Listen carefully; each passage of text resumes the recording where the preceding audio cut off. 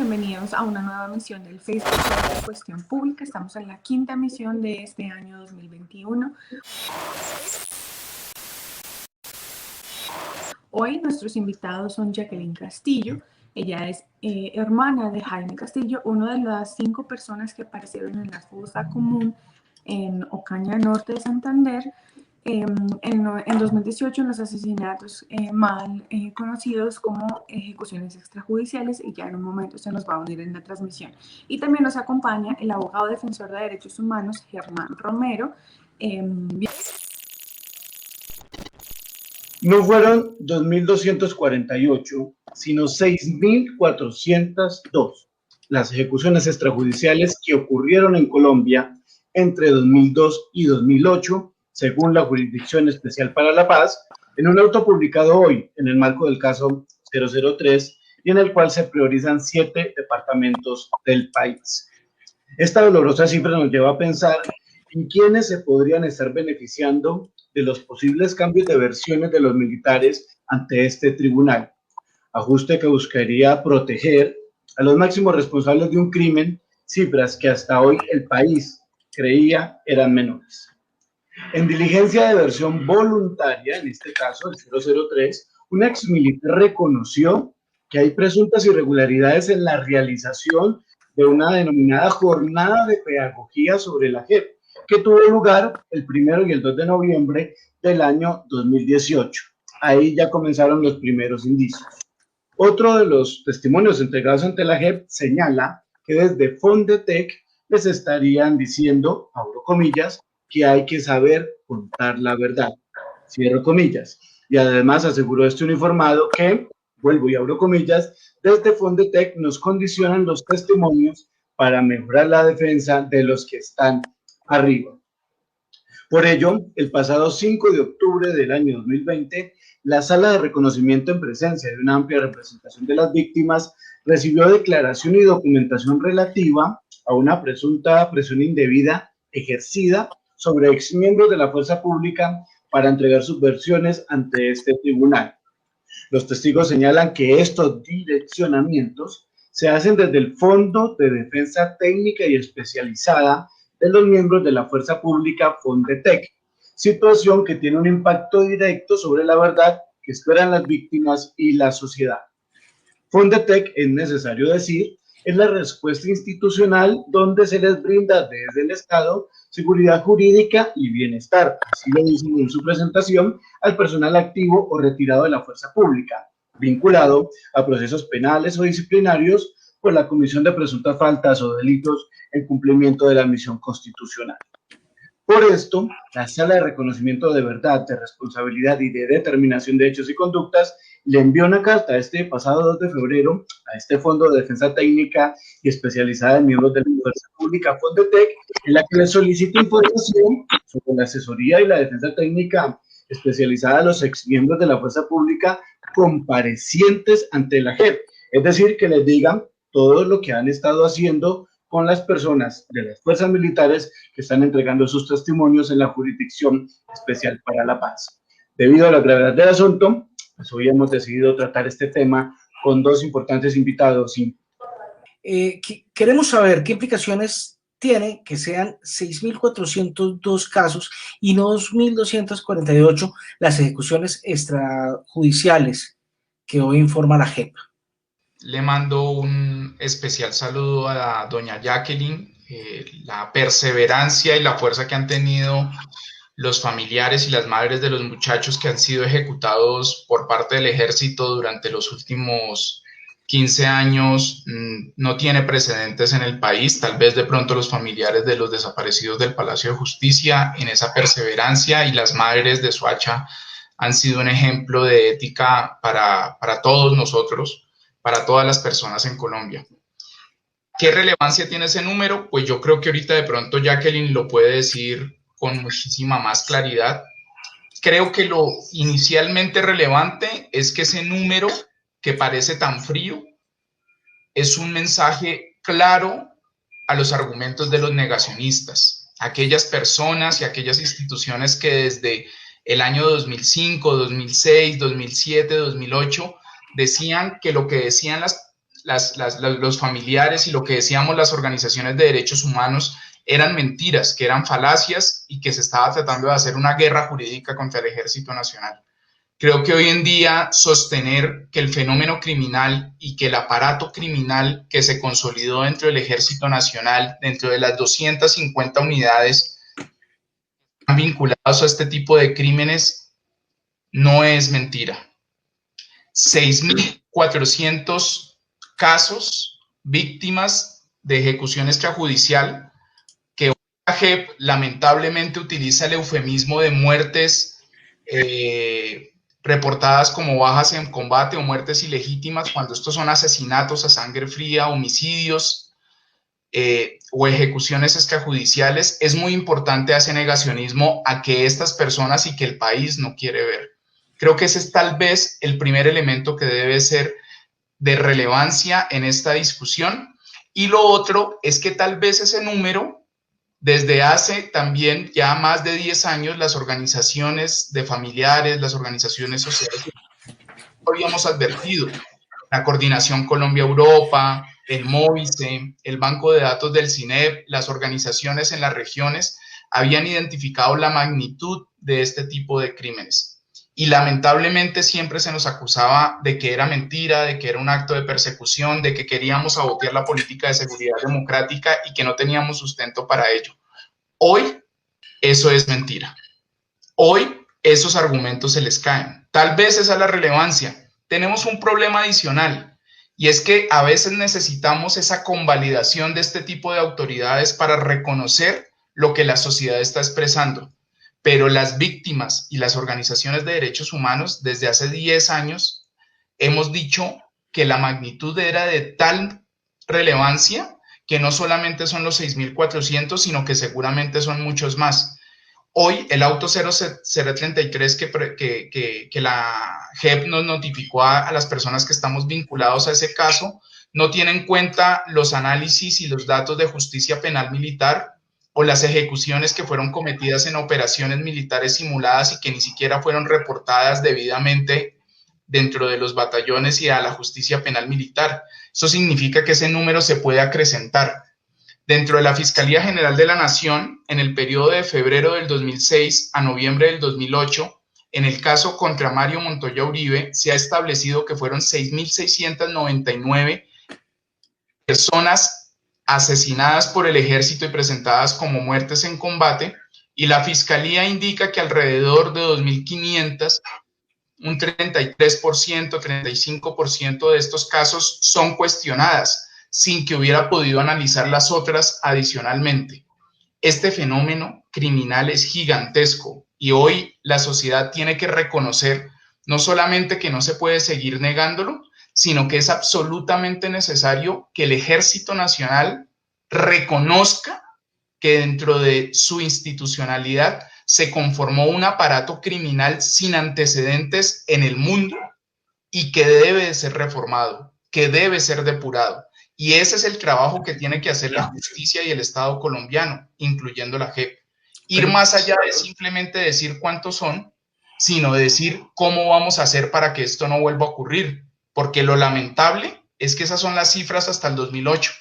Pero del 2008 a por lo menos el año 2019 se han cometido alrededor de 200 ejecuciones extrajudiciales más registradas, sin saber si hay otras que no han podido salir a la luz pública. Dimar Torres fue un caso de esos. Joel Villamizar el año pasado, integrante y dirigente del pueblo Ugua en norte de Santander, fue ejecutado por el ejército y presentado como colaborador del ELN. La pregunta es, Iván, ¿qué necesitamos hacer no solamente para que haya una rendición de cuentas, para seguir aumentando los números, sino para que en definitiva esto no vuelva a ocurrir? Esto no puede seguir pasando. No podemos seguir alimentando a las familias que están viviendo esta tragedia y que pierden toda confianza en el Estado, en la institucionalidad y en la posibilidad de vivir dignamente. Germán, muchas gracias. La misma pregunta para Jacqueline. Jacqueline, su opinión sobre el tema de estas cifras confirmadas que casi triplica lo que el país pensaba que se trataban los falsos positivos. Muy bien. Realmente para nosotros, de alguna manera, entre comillas, es gratificante esta noticia. Esta documentación que está dando la JEP en este momento realmente pues da a conocer el trabajo que ellos vienen haciendo, que ha sido un trabajo bastante eficaz, como decía nuestro abogado Germán hace un momento. Inicialmente hablábamos de 2.400, algo la cifra inicial, en este momento 6.402 demuestra que realmente bajo la política de seguridad democrática del expresidente Álvaro Uribe Vélez, en su periodo del 2002 al 2008 se incrementaron demasiado los casos de ejecuciones extrajudiciales con ese ofrecimiento que hicieron ellos que de acuerdo a los resultados iban a recibir unos beneficios como era ascensos, medallas, vacaciones y dinero. Y como lo dijo Germán hace un momento, inicialmente se hablaban de casos aislados en Soacha. Nosotros hemos ido documentando que no fue solo Soacha.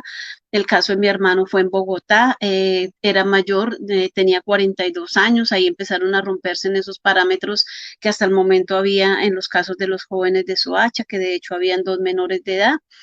Y finalmente en estos 13 años que llevamos de larga lucha, hemos demostrado que fue a lo largo y ancho del país, que fue una práctica sistemática.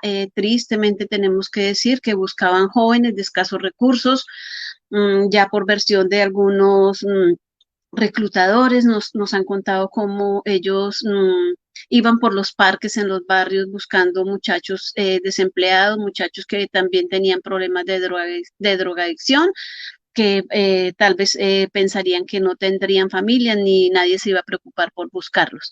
Entonces, para nosotros fue muy grato recibir esta cifra y poder demostrar que este incremento fue mayor en los mandatos de Álvaro Uribe Vélez. Leyendo este auto que publica hoy la Jurisdicción Especial para la Paz, le da a uno la impresión que fueron los informes de las organizaciones sociales, de derechos humanos, como la que usted integra, entre otras, las que ayudaron a llegar a esta cifra de 6.402 personas asesinadas en ejecuciones extrajudiciales. ¿Cree usted que fue gracias a estos informes? Vienen ahí como en conjunto varias cositas. Uno, pues las organizaciones de derechos humanos con quienes venimos trabajando y que de hecho varias de ellas llevan nuestros casos en investigación. También podemos decir que ha habido aporte en algunos militares donde ellos han aceptado y han dicho en los combates que han participado, que de hecho se descubrió por eso también la fosa común en Dabeiba, donde hay varios casos de ejecuciones extrajudiciales y que sabemos que ya en varios territorios hay fosas comunes con casos de falsos positivos, que con toda seguridad esta cifra va a seguir en aumento. Eso lo hemos venido hablando de hace mucho tiempo atrás. Son más de 10.000 casos de ejecuciones extrajudiciales en Colombia, pero es un conjunto de trabajo entre las organizaciones de derechos humanos, las mismas víctimas que a raíz de todo el trabajo que venimos haciendo han empezado a perder ese miedo, se han comunicado con nosotros, han denunciado y seguiremos adelante con este trabajo. Yo tengo una pregunta para Germán y es ¿cuál es su opinión sobre la estrategia jurídica de la JEP de ir abajo hacia arriba en esa investigación? Ánimo de cuestionar y arrinconar un poco la estrategia de la Jurisdicción Especial para la Paz, especialmente de la Sala de Reconocimiento de Verdad, es una estrategia errónea. Es una estrategia que nos devuelve al 2010, al 2012, al 2008 y especialmente recuerdo el 2015. ¿Y por qué? Miren, les voy a decir en concreto. Ayer estuve en una versión voluntaria de alguien que fue absolutamente central a la estrategia y a la práctica de ejecuciones extrajudiciales en el departamento número 1 del auto que fue publicado hoy, Antioquia, la 4ª Brigada del Ejército, González, Montoya, Pico, Ramírez, o sea, hay un sinnúmero de nombres de generales y de coroneles ahí. Él fue integrante del batallón de ingenieros Ospina, y participó de ejecuciones en muchísimos batallones del departamento de Antioquia.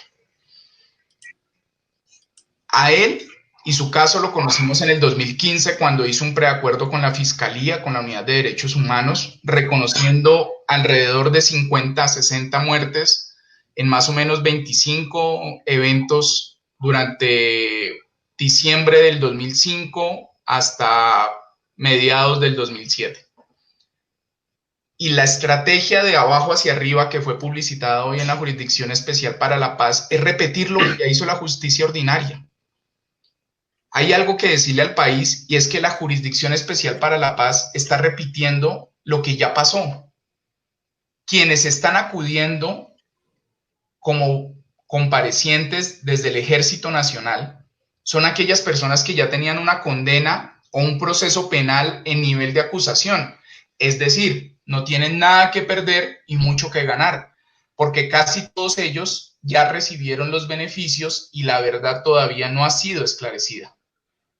En ese sentido, esa estrategia de investigar de abajo hacia arriba no contradice, sino que repite lo que ya hizo la justicia ordinaria. Y muchas veces hemos escuchado a los presidentes de la JEP, a la doctora Patricia Linares y hoy al doctor Cifuentes, en decir que ellos van a hacer un proceso más allá de lo que viene haciendo la justicia ordinaria. En el 2015, si no me falla la memoria, en épocas del fiscal Montealegre, se hizo público un informe que decía, ¿cuántos soldados? Muchos. ¿Cuántos cabos? Un poquito menos, pero también muchos. ¿Cuántos sargentos? Menos, pero todavía muchos. ¿Cuántos tenientes? Ya un puñado. ¿Cuántos capitanes? Un puñado más pequeño. ¿Cuántos mayores? ¿Cuántos capitanes, mayores y coroneles? Muy pocos. ¿Cuántos generales?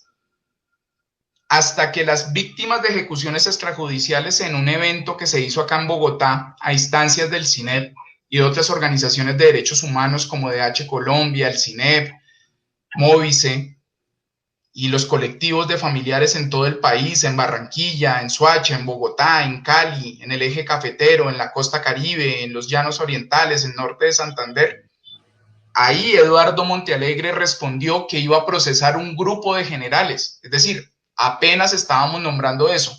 Lo que hoy nos dice la JEP con esa investigación de abajo hacia arriba es que está repitiendo la pirámide. Y lo que debería hacer la justicia transicional es darle la vuelta a la pirámide. Ya, dejemos de procesar soldados, cabos, sargentos y tenientes. Démosle la vuelta a eso y de verdad enfoquémonos en los coroneles, en los brigadieres generales, en los mayores generales y en los generales fules, en los comandantes de batallones, de gaulas, de brigadas, de divisiones y el Estado Mayor del Ejército y de fuerzas militares. Ese es el problema. Es importante el reconocimiento de la JEP del fenómeno criminal y de la intensidad y del número de casos. Pero lo que tiene que hacer la JEP es abandonar esa práctica de repetir lo que ya hizo la Fiscalía y la Justicia Ordinaria y abocarse de una buena vez a hacer los casos contra los altos responsables. Recuerdo yo que en el año 2006, en reunión institucional, el vicepresidente y el director de Derechos Humanos de la Presidencia reconocieron esa práctica, pero no hicieron nada para impedir su continuidad. ¿Por qué entonces 2007-2008, que fueron años del pico, se continuó? ¿Por qué la JEP hoy no está vinculando a esos terceros, a esos funcionarios públicos? Es que son muchísimas preguntas. Imagínate que están los médicos del Servicio Forense Nacional que hicieron las necropsias, los funcionarios de Policía Judicial de la SIJIN y del CTI, los fiscales locales. En Antioquia, la plata que salía para pagar las ejecuciones extrajudiciales mal llamadas falsos positivos o mal llamadas muertes ilegítimas presentadas como bajas en combate salían de la Gobernación y de Metroseguridad. Y salían chorros de dineros de estas dos entidades y salían carros y motos que eran utilizadas en las ejecuciones y nadie advertía esto. Eso es una vergüenza. Adicionalmente, ¿cuál es la responsabilidad de las autoridades civiles que tenían que tener control sobre esto? Ministros, presidentes de la República, los fiscales de la época, la Procuraduría. La Brigada Cuarta en Medellín contrató especialistas forenses para acondicionar los cuerpos de tal manera que cuando llegara el CTI los despistaran. El CTI se daba cuenta del engaño, del maquillaje de la escena, no hacían nada, pero hoy en día no hemos procesado tampoco a estos forenses o a estos especialistas en criminalística. Ujú. Además, hay algo muy importante. Hoy en día las ejecuciones extrajudiciales, cuando se habla de máximos responsables, se ha quedado en Mario Montoya. ¿Cuál era la plana mayor de Mario Montoya? ¿Cuáles eran los generales que comandaban las 6 divisiones del ejército en 2005 o las 7 en 2008 que permitieron estas ejecuciones extrajudiciales y las incentivaron? Porque Pues el hoy lo que están graffiti, todos los Germán, comparecientes en la JEP, dime. el graffiti que tanto borran. El graffiti que tanto borra. Y ese graffiti, Iván, es la foto chiquita de por lo menos 100, 120 coroneles o generales. Es que ese es el tema de fondo. Y muchos de esos oficiales hoy en día todavía están en el Ejército Nacional. Te voy a contar algo muy rápido.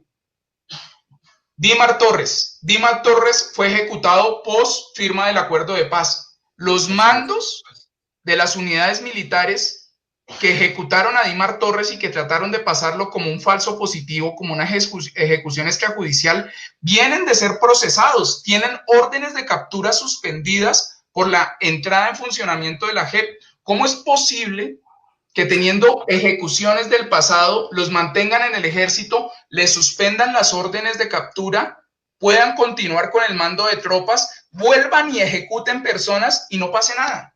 Eso es absurdo. El norte de Santander, Jacqueline, tú lo sabes perfectamente qué fue eso en norte de Santander. El escenario del terror profundo.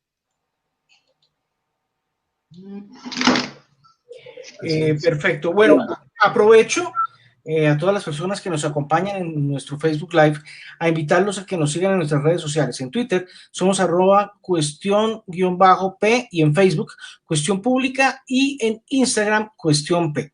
Bueno, Jacqueline, ustedes como madres de Soacha ya conocen casos de militares que estén cambiando su versión, su testimonio alrededor de lo que saben o conocen de estas ejecuciones extrajudiciales.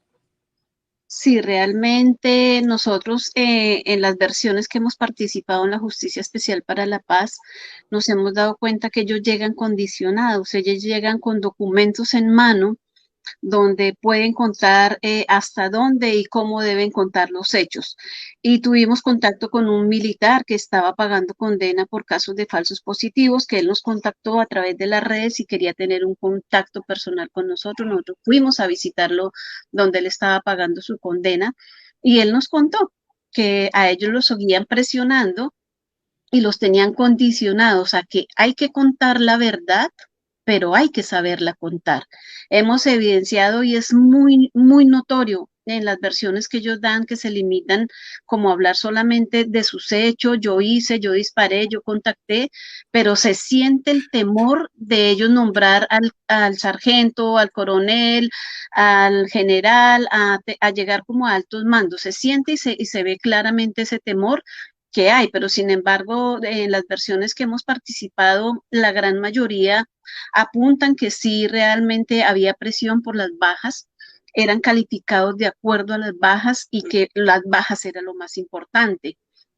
Entonces, como dice Germán, realmente se sigue limitando ahí a escuchar las versiones de soldados profesionales, de los sargentos. Hemos estado en algunas versiones de algunos tenientes, como fue, y del coronel, el coronel Tamayo, donde le presentaron 11 versiones donde todos los soldados y sargentos profesionales decían que sí, que él era el que conseguía los recursos y hacía todos los trámites para poder llevar a cabo todas estas ejecuciones que se realizaban, pero cuando después de que se las presentaron, él dice que él no entiende por qué ahora todos están contra él, que todo sucedía a sus espaldas, y la magistrada le dijo, pero son 11 versiones. Él dice, todo es falso, todo es mentira, todo sucedía a mis espaldas. Entonces, de ahí no hemos podido avanzar más, excepto la versión que hubo de Mario Montoya, que pues ese sí que definitivamente vino pues como a terminar de destrozarnos el alma, por decirlo de alguna manera, diciendo que los soldados eran unos pobres ignorantes que tuvieron que enseñarles a manejar los baños, a educarlos a manejar para el manejo de los cubiertos. O sea, en ese momento eran eran unos ignorantes, pero cuando quisieron utilizarlos para dar los resultados era lo mejor que había los soldados. Entonces, sí, estoy de acuerdo con lo que dice Germán. Sí nos gustaría que diera la vuelta a la JEP y realmente siguiéramos avanzando. Sabemos que es un Pero, proceso lento, pero pues seguimos esperando que sigamos avanzando con los altos mandos. Jacqueline, quiero insistir en la pregunta sobre casos específicos que conozca de militares que estén cambiando sus versiones. Es cambiar la versión, no tanto como cambiarla, sino que hay presión para que cuenten solamente lo que les conviene contar. ¿Qué sabe usted de eso? ¿Qué nos puede contar? Este militar que nosotros contactamos ya dio su versión ante, él no está todavía en la Justicia Especial para la Paz, pero él ya dio la versión en la Comisión de la Verdad. Y a ellos los presionaban, sí, él mismo nos decía, sí, nosotros estamos condicionados a que solamente podemos decir las cosas de tal manera. Él lo confirmó. ¿Quién lo estaría presionando, según lo que él ha dicho? Los altos mandos. Ok. Es decir, Ingrid, antes de que continúes con tu pregunta, la claridad, Jacqueline, es que lo que estamos encontrando no es un cambio de versión, sino cuenten solo una partecita. De acuerdo, sí, están condicionados a contar solamente hasta donde les conviene, que se sepa la verdad y que no se involucren mandos hacia arriba. Ok, gracias, Jacqueline. Queríamos preguntarle a Germán, ¿qué implica para el proceso que se está llevando ante la JEP que los militares comiencen a dar marcha atrás o que, como nos acaba de decir Jacqueline, fragmenten sus versiones y no cuenten la verdad completa ni que salpiquen a los altos mandos? La primera respuesta a la pregunta que me haces tiene nombre propio: garantizar la impunidad de quienes son los verdaderamente responsables, los determinadores y los beneficiados, y los que se beneficiaron con las ejecuciones extrajudiciales. Pero creo que el fenómeno hay que verlo mucho más allá. Este tema de que soldados y mandos bajos, mandos medios, se mantengan en una posición de asumir la responsabilidad y no implicar altos mandos, coroneles, mayores, generales, pues no es una práctica nueva. Por eso es complejo lo que pasa con la JEP. Por eso, si la JEP va a empezar a repetir lo que llevamos hace 10, 12 años, vamos a estar en un proceso, en un eterno círculo muy complicado. Les voy a comentar algunas cosas que son verdaderamente necesarias decir. Este fenómeno no es estrategia, no es nuevo. Esto hace parte de los mecanismos de ocultamiento y de las estrategias negacionistas que hay dentro del Ejército Nacional para proteger a mandos y a oficiales de estas graves responsables de estas graves violaciones de derechos humanos y estos graves crímenes. Anteriormente, estas acciones las realizaban organizaciones como la de MIL o similares que eran controladas por oficiales y profesionales de derecho sin consideraciones éticas. Las ejecuciones extrajudiciales a los soldados, a los cabos, a los tenientes, los representaban coroneles retirados que montaban organizaciones con varios abogados y buscaban proteger a los mandos superiores y hacían que defendían a estos muchachos, y la verdad es que todos ellos iban siendo condenados o empezaban a aceptar cargos y eran procesados por homicidio o por favorecimiento. Adicionalmente, todo esto ocurría en temas de los juicios ordinarios y les pedían que asumieran la responsabilidad, que excluyeran a los oficiales y guardaran silencio. Este repertorio de acciones para ocultar la verdad incluye la entrega de contratos y puestos en el sector defensa a familiares de los procesados. En Antioquia, en el eje cafetero, hemos podido evidenciar cómo las esposas, hijos y familiares de los militares procesados se volvían contratistas del Ejército y el Ministerio de Defensa. La intimidación a familiares de los militares de más bajo rango. A las familias de los soldados les visitaban los integrantes de las secciones de inteligencia de los batallones y les decían, bueno, ¿cómo va a ser la situación? ¿Usted va a implicar a mi coronel o va a asumir la responsabilidad? Eso era un mensaje claro a familias, a niños, que les llegaba de forma directa. Pero hay cosas muy graves, muy, muy graves. esto llegó a corroer el Consejo Superior de la Judicatura. Es que de verdad pareciera que estuviéramos olvidando el pasado, y eso es muy grave, que en este proceso de justicia transicional asumamos que todo es nuevo. En el Consejo Superior de la Judicatura hubo una época que se llamó la doctrina Villarraga por el magistrado Henry Villarraga, que fue evidenciado a través de un fiscal muy valioso. No voy a decir su nombre para garantizar su tranquilidad hoy en día, pero fue un fiscal que intervino en las comunicaciones entre el coronel Robinson González del Río y Henry Villarraga, donde se evidenciaba cómo los fallos del Consejo Superior de la Judicatura, a partir del cambio de las versiones de soldados, tenían que favorecer a los oficiales de alto rango y someter a los soldados y a los de bajo rango a la justicia ordinaria, y a los coroneles y a los generales y a los mayores que se mantuvieran en la justicia penal militar. Otro ejemplo de esta situación es el caso de la abogada Hilda Lorena Leal, hija de un coronel y partícipe de una de estas organizaciones de militares, que fue sancionada de por vida para volver a ser abogada en el país. Imagínense que esta abogada obligaba a las personas que defendía no solamente a cambiar las versiones, sino a acusar a los fiscales, y eso fue evidenciado y fue sancionada de por vida. Entonces, acá hay dos elementos que son importantes. No es un problema de abogados, es un tema de un mecanismo de ocultamiento de un aparato criminal que está vigente. Y lo segundo, que es muy importante, ¿qué va a hacer la JEP frente a esto? La JEP hoy, si quiere hablar de máximos responsables, debería estar investigando y sancionando y compulsando las copias muchísimo más fuerte. Hoy la JEP no solamente debería preguntarle a Fondetec qué fue lo que pasó, cuál es el abogado Vargas, y yo lo voy a decir aquí públicamente.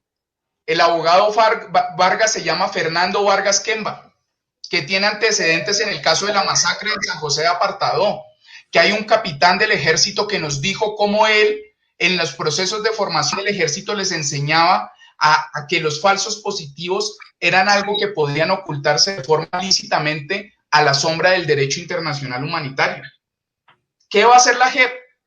Va a seguir permitiendo este tipo de cosas y haciendo una serie de oficios, o de manera definitiva va a acoger a estos militares y los va a excluir del proceso de jurisdicción especial para la paz, o va a seguir permitiendo que sigan en la fuerza, sigan presionando a los soldados, sigan ordenándose el cambio de versiones y siga permitiéndose la impunidad en esto.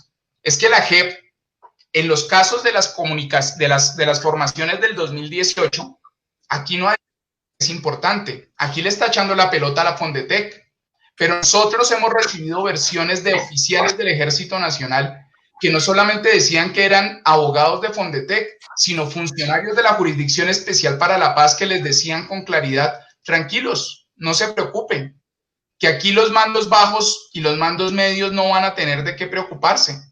Aquí necesitamos es que se responsabilicen los mandos mayores, o muchos de ustedes no van a ser llamados, porque aquí el tema de la priorización, que es el auto 033 que hoy conocimos, va a impedir que un mundo de casos lleguen al conocimiento. Eso es lo que tiene que aclarar el día de hoy. Hermano, usted nos acaba de decir algo que es muy importante y que hay que darle contexto a todas las personas que nos están escuchando: a Raúl Ortega, a Pilar Navarrete, a Patricia Valencia, a Augusto Velázquez. Es mucha la gente que lo está escuchando, Germán, para que nos devolvamos un poco y expliquemos quién es Fernando Vargas Kemba. Lo que tenemos conocimiento es que Fernando Vargas Kemba hace muchos años participó de la fundación de partidos políticos profascistas. Sí. Ha apoyado irrestrictamente a los criminales que han sido sancionados y que hacían parte de las fuerzas de seguridad del Estado. Adicionalmente, Fernando Vargas Kemba fundó una organización hace mucho tiempo que se llamaba de víctimas de la guerrilla, de la insurgencia, y que fundamentalmente no ejercían una defensa de derechos humanos o de los derechos que consideraban que iban a hacer, sino que atacaban a quienes hacíamos la defensa de las víctimas y quienes planteábamos que el tema de la rendición de cuentas de los agentes de Estado tenía que ser una realidad. Fernando Vargas Kemba fue al sistema interamericano en la época que el DAS y las chuzadas del DAS implementó una estrategia de atacar a la Corte Interamericana de Derechos Humanos y a las organizaciones que iban al sistema interamericano a denunciar estos graves crímenes para poder negarlos, la estrategia negacionista, y también difamar a quienes lo hacíamos. Entre tanto, el DAS nos seguía, nos perseguía y en algunos casos torturaba y en algunos casos eliminaba. Ese es Fernando Vargas Kemba. Hoy en día se presenta como una persona vinculada a la estrategia de defensa de los militares, pero Fernando Vargas Kemba, en el caso de la masacre del 21 de febrero del 2005 contra integrantes de la comunidad de paz de San José de Apartadó, donde la Brigada 17 asesinó 8 personas de la comunidad, entre esos 4 niños, a machetazos, diciendo que no podían sobrevivir porque después se iban a volver guerrilleros. Esa es la Brigada 17, la que hoy en día respaldó la Corte Constitucional en un desastroso fallo del magistrado Guerrero que acabó de salir, diciendo que la comunidad de paz tenía más poder que la Brigada 17, el absurdo total. Fernando Vargas Kemba, con el oficial en grado teniente milanés, lo calló, lo silenció en el juicio y se volvió su vocero para que él no ratificara lo que había dicho en Procuraduría, reconociendo cómo la Brigada 17, el batallón Francisco de Paula Vélez, el batallón de contraguerrillas 33 habían organizado la Operación Fénix para asesinar integrantes de la comunidad de paz en conjunto con estructuras paramilitares que duraron patrullando 3 días. El ejército proveyó a los militares de armas y de material de intendencia y de alimentación. Los protegió durante 3 días. Llegaron a Mulatos y La Resbalosa y asesinó a los civiles integrantes de la comunidad de paz. Fernando Vargas Kemba, en el juicio, en el juzgado especializado de Medellín, silenció a Milanés, se volvió su vocero y no le permitió ratificar lo que había hecho en Procuraduría. Ese es el Vargas que está saliendo hoy en día y que Fondetec no se puede hacer el loco de que no lo conoce y no sabe de dónde está pasando. Porque es que aquí nos volvimos aquí políticamente correctos y no somos capaces de decir nombres y de apuntar a donde debe ser. Y eso la JEP tiene que esclarecerlo. Si la JEP quiere garantías de no repetición, si la JEP quiere detener de una buena vez las ejecuciones extrajudiciales, no solamente tiene que procesar militares, tiene que procesar ese círculo de protección de los militares que hoy no permite que tengamos fuerzas militares y fuerzas de seguridad del Estado comprometidas con el Estado de Derecho. Ese es el problema de fondo hoy en el país. Una justicia que le sigue teniendo miedo a los militares y que desde 1985 se volvió militar. Fiscalía, los jueces ordinarios y hoy lamentablemente la Jurisdicción Especial para la Paz. Ese es el tema de fondo y a eso hay que decirlo con nombres propios, porque si no nos vamos a quedar en lo mismo, dando círculos. La justicia transicional en muchos casos y en las experiencias internacionales ha profundizado en temas de verdad, pero como hoy me dijo uno de los grandes maestros de la lucha de derechos humanos, Jorge Eliezer Molano, profundiza en temas de verdad, pero en temas de justicia son más bien pocos los elementos. Y esa estrategia de abajo hacia arriba, de volver a repetir la fiscalía, de hacer estos oficios y no tomar decisiones concretas frente al cambio de versiones de militares, va a hacer que este proceso pueda tener afectaciones graves. ¿Por qué la JEP recibió la declaración de Robinson González del Río a escondidas de las víctimas hace más de 1 año y medio? Y es un militar que estuvo en el eje cafetero y en la zona de suroccidente, José, que tú conoces muy bien, en grado coronel, comandante de la Escuela de Fuerzas Especiales. ¿Y por qué hoy nos dicen el auto 033 que esa región no la va a priorizar cuando es el mejor testigo del proceso contra Mario Montoya Uribe? Aquí hay cosas que no están claramente respondidas. Y ese tema es de fondo y eso es a lo que tenemos que hacer énfasis en una justicia transicional. Si no, nos hubiéramos quedado con la justicia ordinaria. Ese es el tema de fondo y Jacqueline lo sabe. Sí, porque el coronel Rincón hoy está condenado. Si no, no estuviera diciendo lo que está pasando. Precisamente, Germán, queremos ir con Jacqueline porque lo que usted nos está diciendo es muy importante y la pregunta para Jacqueline es esa. ¿Esto que está denunciando Germán ha pasado o se ha denunciado en justicia ordinaria y en otros tribunales? ¿Por qué cree Jacqueline que ahora esto es tan importante, que se denuncie posibles cambios o coerciones de testimonios ante la JEP, Jacqueline?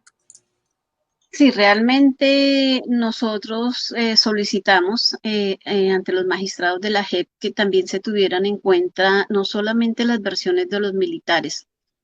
Germán lo dijo hace un momento, aquí no actuó solamente el ejército, aquí está involucrado medicina legal, el CTI, la policía judicial, ya incluyeron versiones de paramilitares que hemos tenido nosotros contacto directo con ellos, donde ellos nos han contado cómo ellos entregaban muertos al ejército para que presentaran sus resultados, cómo ellos les daban dinero al ejército para que ellos pudieran tener vía libre para seguir delinquiendo. Aquí es algo, yo pienso que más grande todo lo que hasta el momento hemos conocido. Como decía Germán, ¿por qué realmente el CTI, quien es el que hace los levantamientos, no tuvo la capacidad de denunciar cuando hicieron los levantamientos de los jóvenes que tenían botas nuevas, que las tenían al revés, que los camuflados no tenían los agujeros de los tiros que los impactaron? ¿Por qué medicina legal dejó de describir los cuerpos tal cual como nosotros los describimos? Como el caso de mi hermano, él tenía el nombre de mi mamá en un brazo que decía Carmen, eso no lo dice medicina legal en Ocaña. Tampoco decía que Jaime no tenía dientes, que eso era, perdón, también tan súper importante, todas estas características. Sabemos que hablaban de limpieza social y con el tiempo supimos que el alcalde que había para ese entonces en Soacha, que nosotros no somos de Soacha, resultó con fotos de Jaime. ¿Por qué razón tenía fotos de Jaime? Y finalmente sabemos que aquí actuaron muchas más organizaciones, por de alguna manera decirlo. También solicitamos eso a la JEP, que se tuvieran en cuenta las versiones de paramilitares, porque hasta el momento se suponía que no iban a entrar esas versiones, pero ya tuvieron una de las personas que nosotros solicitamos fueran escuchadas, ya dio su versión ante la Justicia Especial para la Paz y creo que ha sido muy lento el trabajo, pero vamos a seguir dando pues toda esa esperanza de que finalmente se siga avanzando en esta investigación. Hay otra cosa importante ahí que lo hemos hablado en varios espacios y fue una de las preguntas que yo le hice al presidente en la ocasión que nos recibió allá en la Casa de Nariño, qué pasaba con la munición que ellos reportaban como gastada. En los casos, en varios de los casos, reportan mucha cantidad de munición gastada. ¿Dónde está esa munición? ¿A quién se la entregaban o a quién se la vendían? Esto viene de cosas más grandes de lo que tal vez nosotros hasta ahora hemos conocido. Entonces, creo que todavía el camino para esclarecer toda esta verdad es bastante complicado. Perfecto. Yo quiero poner acá en discusión una información que nos acaban de enviar desde el Catatumbo colombiano y tiene que ver con una legalización de captura que hubo hoy del soldado profesional Jeffrey Danilo Coronel. A él lo capturaron ayer en Ocaña en un puesto de control. Pues resulta que el señor Jeffrey Danilo Coronel fue condenado hace un año por un caso de falsos positivos y tenía orden de captura hace 2 años. Y según la información, a ese señor, en el momento de la captura, él se presenta como soldado profesional activo. ¿Qué piensan ustedes de esta situación que traemos a colación? Mira, yo te puedo decir que aquí realmente son cosas tan asombrosas como sabemos que uno de los reclutadores, que se me escapa en este momento el nombre Pedro Agames. Resulta que Pedro Agames es uno de los reclutadores de los jóvenes de Soacha y el tipo está condenado y está pagando condena en una brigada del ejército cuando se sabe claramente que para el momento de los hechos él no era militar. Y sin embargo, esta persona que nos comentó que a ellos les decían que hay que contar la verdad, pero hay que saberla contar, que estaba preso en el mismo sitio donde está Pedro Agames, nos contó que hubo un general que fue el que autorizó que él pagara su condena ahí. sea, son cosas tan terribles lo que realmente hemos conocido, que esto que nos acabas de decir, pues, ¿qué más esperamos?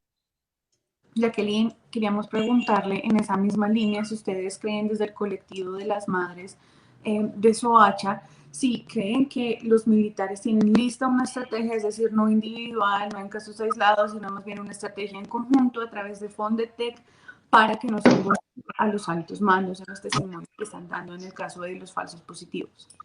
Eso lo sabemos que sí realmente está sucediendo porque así nos lo confirmaron, que a ellos los reúnen, a ellos los están preparando, los tienen realmente condicionados a cómo contar las cosas.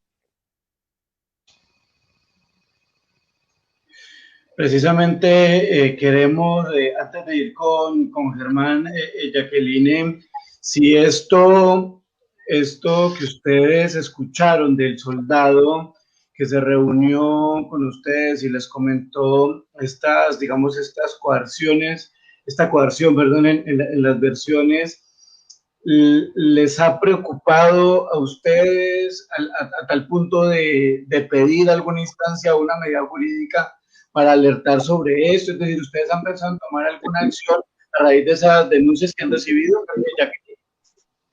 Yo pienso que de todas maneras la esperanza que nosotros seguimos guardando es que en algún momento la Corte Penal Internacional sí tome cartas en estos asuntos, porque pues aunque hay que resaltar el trabajo que viene haciendo la JEP, a este paso pues nos va a tomar todavía mucho tiempo, no sabemos qué tantos años vamos a seguir en esto y si realmente llegaremos a esos altos mandos, pero sí es conveniente que ya son 13 años, sabemos que esto no venía sucediendo solamente el 2008, de mucho más tiempo atrás, es como conveniente que ya pudieran tener intervención en estos hechos. Y ahora paso ya con la pregunta con Germán, y si Germán, y igualmente para Jacqueline, para ambos, ¿creen ustedes que hay militares que ya deberían ser apartados de la JEP porque no están contribuyendo a la verdad? Comienzo con Jacqueline y luego Germán, por favor.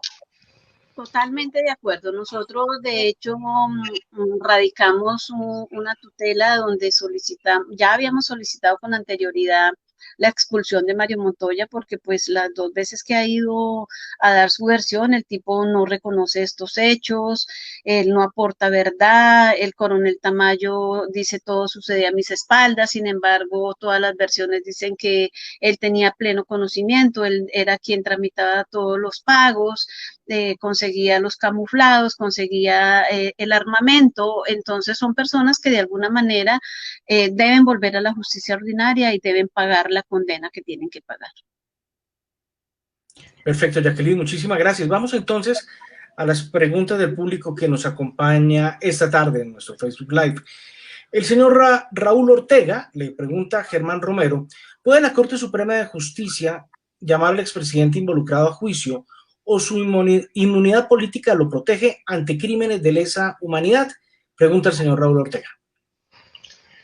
En estricto derecho, por los crímenes del periodo Pico contra Álvaro Uribe Vélez, 2002-2010, las ejecuciones extrajudiciales, nuestro sistema, que es un sistema absolutamente desquiciado, que solamente existe en Colombia y creemos que está bien, pero en el resto de Latinoamérica y en las democracias occidentales eso no pasa, lo tiene que investigar esta comisión de de acusaciones de la Cámara de Representantes y después pasar a una evaluación de la plenaria y después al paso del Senado y después sí a la Corte Suprema de Justicia. Es decir, que no hay ninguna posibilidad real y cierta de que esto pueda ocurrir.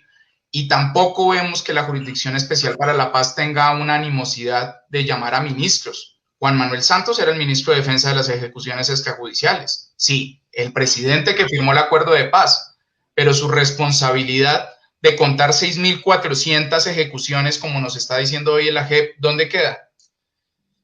Un poco también es lo que decía Jacqueline. Yo creo que es absolutamente necesaria, y esto es lamentable decirlo, la revisión internacional de este proceso de justicia. sea, la Corte Interamericana de Derechos Humanos, la Corte Penal Internacional y los organismos de supervisión de Naciones Unidas en algún momento tendrán que dar una evaluación de lo que viene pasando en este momento y decir, el presidente de la época, Álvaro Uribe Vélez, el ministro de Defensa, Carlos Franco, como director de Derechos Humanos de la Presidencia de la República, que supo de todos estos crímenes en tiempo real y no hizo absolutamente nada, el gobernador de Antioquia, el gobernador del Cesar, el gobernador de Casanare, el gobernador de Sucre, el gobernador de Caldas. ¿Dónde quedan ellos que entregaban información y le pedían al ejército que hiciera este tipo de resultados? Entonces, creo que sí va a haber una necesidad de reforzar ese tipo de mensajes. Y un poco lo que me decía, lo que preguntaba José, el mensaje es concreto. Si la Jurisdicción Especial para la Paz, frente a agentes de Estado, con la cual ha sido absolutamente benévola, les ha entregado todos los beneficios del mundo, no ha permitido la participación efectiva de las víctimas y ha sido un tribunal de los perpetradores y no de las víctimas hasta el día de hoy en materia de ejecuciones, no se toma en serio el tema de las exclusiones, es una invitación no solamente a la impunidad, sino a la mentira, a que todo el mundo vaya y le diga lo que quiera y pasen años y eventualmente después un proceso ante ellos o después ante la justicia ordinaria. Pero lo que se necesita es resolver la rendición de cuentas ya. Diego Luis Villegas Muñoz es el general que les comentaba que tenía orden de captura suspendida por la 1820 y por la entrada a Jurisdicción Especial para la Paz, y era el comandante de la Fuerza Tarea Vulcano cuando asesinaron a Dimar Torres, y todos lo vimos en televisión diciendo que eso no podía ser, y después las comunicaciones nos dieron cuenta de que él conocía el operativo de lo que estaba ocurriendo y tenía mando y control efectivo. No solamente es Mario Montoya, Jacqueline lo dijo con claridad, el Estado Mayor del Ejército que acompañó a Montoya, González, Pico, Ramírez, Salgado, los comandantes de la primera, segunda, tercera, cuarta, quinta y sexta división del Ejército, los comandantes de por lo menos 32 brigadas del Ejército en esa época. O sea, hay un mundo de gente que aquí va a la JEP y casi que empieza a romperse en lágrimas a decir, es que me presionaron. Eran hombres de 25, 30 años, 15, 10 años militando en el Ejército, sabiendo cuáles eran los procedimientos militares, y en 3, 4, 5 días se dejaban presionar y entraban a la Comisión de Ejecuciones Extrajudiciales. Eso no lo cree nadie que tenga 2 dedos de frente y un sentido mínimo de lógica. Y si la JEP no hace nada por eso y empieza a procesar las exclusiones, porque en el caso de Mario Montoya fue absurdo lo que nos dijo. Nos planteó que este no era el momento procesal. ¿Y entonces cuándo? Si los casos son de 2008, Jacqueline, de 2007, de 2006, ¿cuánto más tú tienes que esperar para que los altos mandos sean procesados verdaderamente?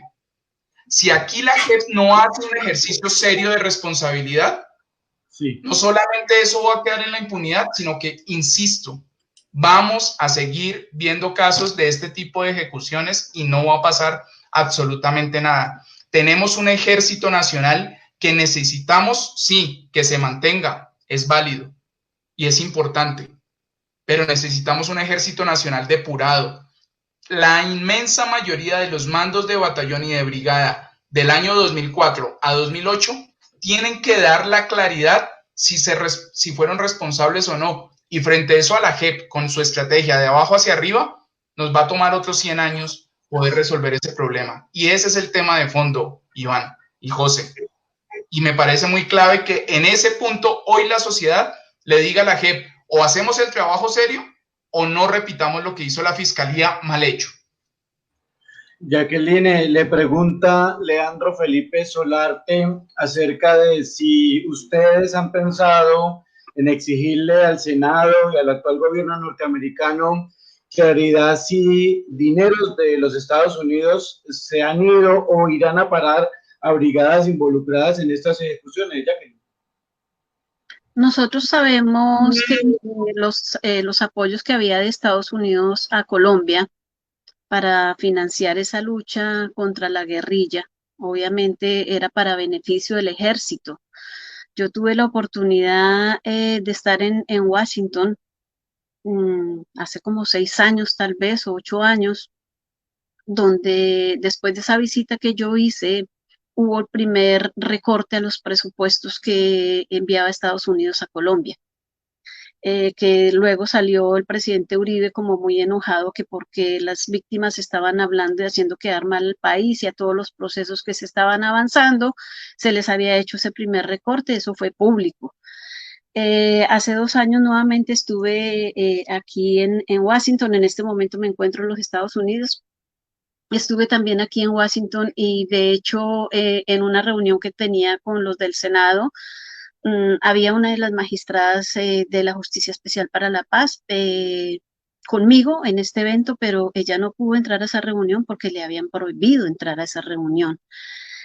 Sabemos que el Estado quiere que la JEP se acabe, que no funcione, que no sigan adelante con estas investigaciones. Sin embargo, después de de esta segunda visita que hicimos aquí a Washington, se presentó que también fue público el comunicado donde parte de las ayudas que enviaba a Estados Unidos había un porcentaje directo para que la JEP pudiera seguir funcionando. Muchísimas gracias, Jacqueline. Y finalizamos con una pregunta que Felipe Vivas le hace al abogado Germán Romero y le pregunta lo siguiente: Germán, ¿qué implicaciones tiene que la JEP denomine este caso como muertes ilegítimamente presentadas como bajas en combate por agentes del Estado? Yo creo que inicialmente dos, José, y a quien me hace la pregunta. La primera es un sofisma. Muertes ilegítimas presentadas como resultados en combate es un sofisma para decir asesinatos, ejecuciones, homicidios. Eso no debería permitirse al día de hoy. O sea, si la fiscalía y los juzgados llevan años calificando esto como homicidios agravados y homicidios en persona protegida, si los organismos internacionales de supervisión en materia de derechos humanos y en materia penal internacional le dicen ejecuciones extrajudiciales y graves violaciones a derechos humanos, uno no entiende cómo la Jurisdicción Especial para la Paz utiliza este sofisma, y perdón que lo haga también con la prensa, que hace el sofisma de falsos positivos. Pues eso no tiene razón de ser. A las cosas hay que empezarle a decir como son, evidentemente. Quien mata a otro con alevosía, con premeditación y sabiendo lo que implica, se llama homicidio, se llama ejecución, se llama asesinato. Y mucho más grave cuando lo hace un agente de Estado. Eso es algo que en definitiva tiene que dejarse atrás. Y José, yo ando muy preocupado leyendo este auto de la jurisdicción hoy. Yo pienso en Alfamir Castillo, madre de un chico ejecutado por un batallón del ejército, que lleva 10 años desplazada, exiliada, perseguida. Hoy la JEP ha hecho todo lo malo posible para protegerla, lo ha hecho. Hoy está en un abandono total, sin posibilidad de salvaguardar su vida. Fue la persona que enfrentó como víctima junto a las madres de Soacha y otro grupo de familiares de otras partes del país, porque aquí es importante decirle a la JEP que este fenómeno fue nacional y que hubieron destrozos territoriales, familiares y personales en todo el país, y que esta priorización a veces suena arbitraria. Y Alfamir hoy tiene que acostarse leyendo este auto cuando ella logró que sus ejecutores fueran condenados, los comandantes de compañía condenados, el comandante del batallón Mártires de Puerres, José Giovanni Linares, que la persiguió hasta el fin del mundo y a nosotros también, y hoy está en libertad por la JEP, en juicio suspendido. Los comandantes de la 8ª Brigada y la 3ª División, su investigación en la Fiscalía suspendida. Y Alfamir logró que Mario Montoya también fuera procesado por su caso. Y hoy Alfamir se tiene que acostar con este auto sin saber cuándo la JEP va a procesar su caso, porque la Fiscalía lo abandonó, los jueces lo remitieron a la JEP, y en este auto de la JEP hoy le dijo: Valle del Cauca y Eje Cafetero, no tengo ni idea cuándo va a pasar. Esto es muy grave lo que está pasando. ese es un tema que es muy delicado y que hoy la JEP, en lugar de dar respuestas, nos genera más inquietudes.